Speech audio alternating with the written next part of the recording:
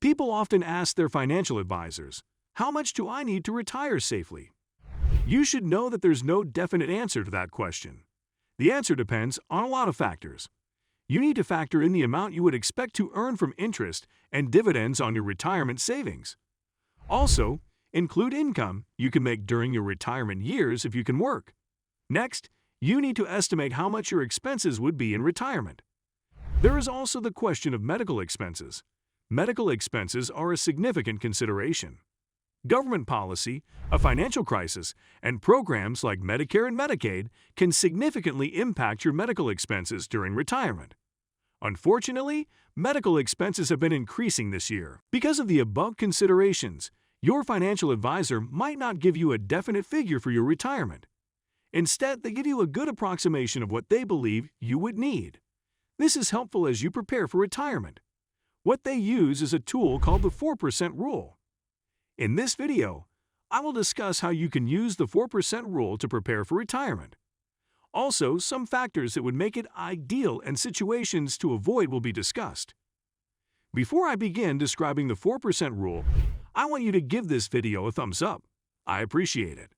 Also, don't forget to subscribe to the channel and hit the notification bell. Finally, watch the video to the end, because, in the end, I will describe situations that could ruin your well-made plans using the 4% rule. So let me explain the 4% rule. It's a rule of thumb that is used to guide retirement spending.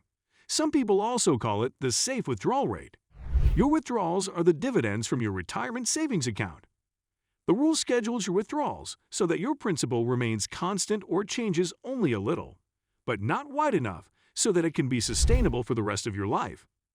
Based on studies using the 4% rule, you cannot withdraw all your retirement savings even after 33 years.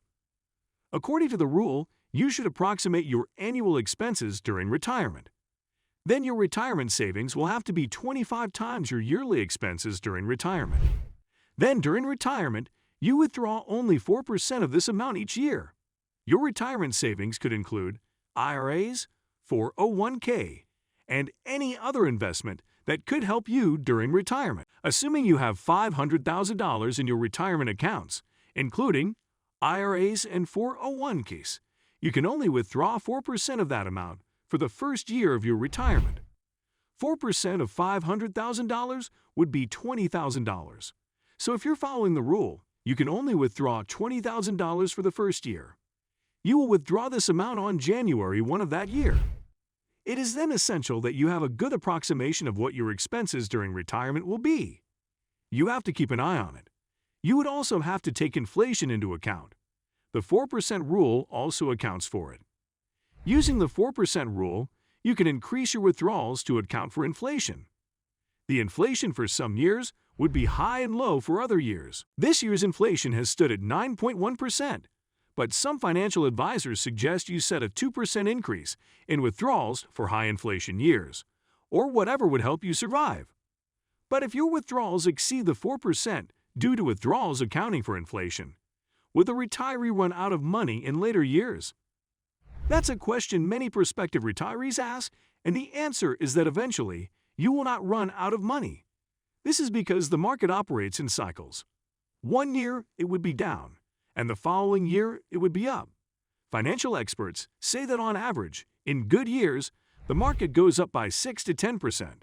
So let's be conservative and say that the market rises by 6%. Returning to our example, a retiree has $500,000 in retirement savings. 4% of the account, representing $20,000, is withdrawn at the beginning of the year. We will be taking note of the compound interest on the retirement savings, so I will be using a compound interest calculator. It is advisable to avail yourself of compounding.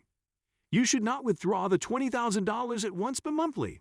That means $1,600 should be drawn every month.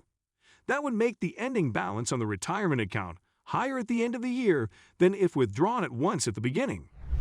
So let's imagine the market rises by 6%. After withdrawing the $20,000, what remains is $480,000. But the rise in the market by 6% means that on December 31 of that year, the balance on the retirement account will be $508,800.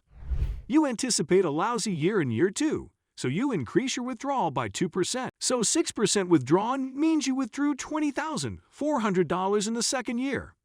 Thus, the ending balance becomes $488,400. But the market then rose 6% as expected. That means at the end of the year, on December 31, the retirement savings account would have a closing balance of $517,704. If you continue this routine for the next 30 years, your net worth at the end of the 30 years would be $787,760.90. If you calculate the difference, you would see that over the 30 years, your retirement portfolio gained over $300,000. Can you see why we say your money can never run out with the 4% rule? Of course, but as always, there are many factors to consider, and this is just a rule of thumb. Are you excited about the 4% rule? If you guys are enjoying this video, which I've put a lot of time and energy into, I would really appreciate it if you guys tap the like button and make sure you subscribe with notification on. And if we get 2,000 likes on this video, I'll drop a brand new video next week about the same topic. Now, let's get back to the video. The 4% rule is not the holy grail. There are situations you cannot use it. For example, if your portfolio consists of higher-risk assets. The typical retirement portfolio consists of index funds and bonds. But if your retirement savings account is at higher risk than this, you might want to avoid using the 4% rule. This is because the drawdown on higher-risk investments in bad years can be much higher than the typical retirement portfolio. You don't want to find yourself with less money during retirement. Also, this rule of thumb will not work if you're not financially disciplined. You need to stick to it no matter what. A bit of financial carelessness in 1 year can be disastrous for your retirement savings if you use this rule of thumb. This is because as the years go by, that carelessness can cost you reduced dividends that would tempt you to want to withdraw more than the 4% as stipulated by the rule. Let's demonstrate how one financial carelessness can be costly. For example, at the beginning of the retirement, you take out the $2,000, representing 4% of your retirement investments. But then you get tempted by an exciting new car. The car costs $35,000, and you believe you cannot do without it. So you withdraw this amount from your retirement account. That means your balance is now $445,000. That year, the market rises by 6% conservatively, leaving you with $471,700 in your retirement account by year-end. But even if you become financially disciplined later, by the 27th year of your retirement, your withdrawals will be higher than what you earned in interest and dividends. So you would be managing to survive. By the 30th year of retirement, your withdrawal would amount to $35,516. But the interest on your account would be $33,209. So, in essence, you are withdrawing from your principal. This could be a dangerous situation for you if inflation rises or if there is some emergency during this time. Now, I don't want to alarm you, but just to show you that following the 4% rule, you should stick to it. A little carelessness can ruin your well-made plans. The money used for purchasing the car in the example puts you in a dangerous position in later years.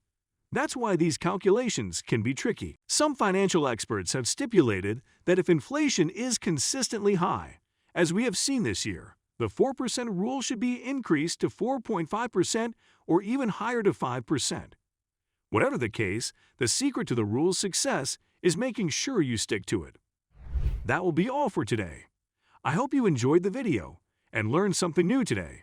I primarily created this video for those contemplating and preparing for retirement. So give this video a thumbs up and subscribe to the channel. You will receive all my future videos if you hit the notification bell. Now, if you want to watch more videos like this, then you need to watch this video right here. This video is one of the best on this channel. You can click on this video to watch further.